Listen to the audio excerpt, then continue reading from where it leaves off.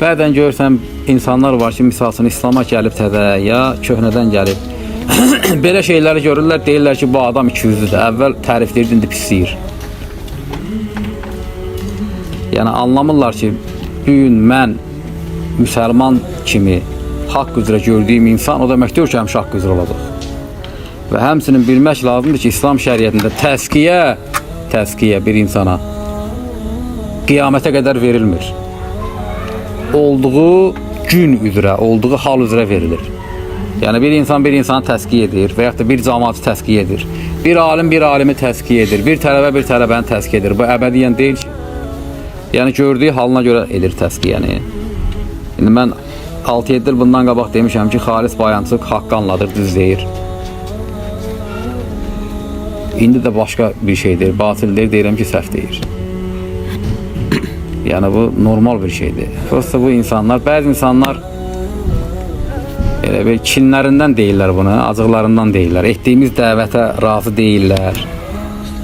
Bizlə eyni etiqadda deyirlər. Ya bəzi insanlar həsədindən, xainliyindən deyir belə şeylər ki, bu əvvəl belə danışır, indi belə danışır. Düz əvvəl elə danışıram, indi belə danışıram. Düz edirəm, belə də olmalıdır.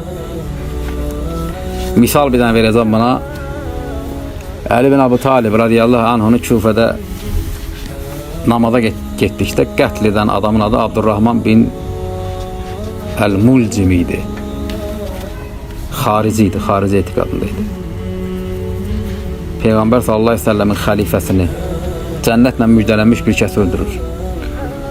Ancaq vaxtı ilə Misirin valisi Amr bin As Ömər bin Xattaba məktubla müraciət etdikdə ki, insanlara Quran öyrətsin deyə bizə bir Quran qiraət alimi göndər.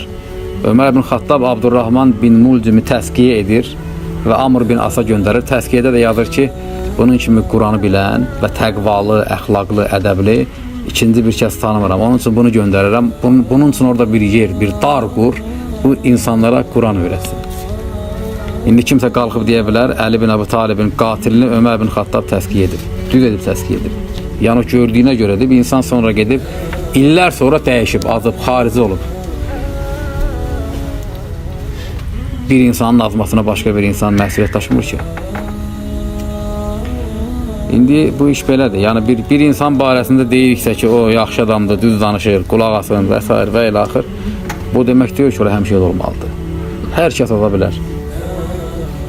Bunu da bilmək lazımdır.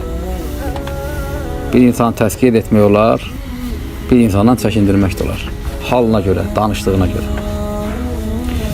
İndi bu cəmaat belə ciddi dəvətlə ortaya çıxıblar, ancaq sonda bu şeyləri göstərir ki, bunlar bəraət ediləsi insanlardır.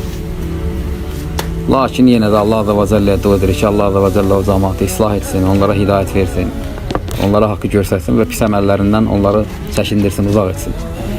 Subhanakallahumma bihamdika əşhədu an la ilahe illa ent, əstəğfiruka və etûbu ileyk.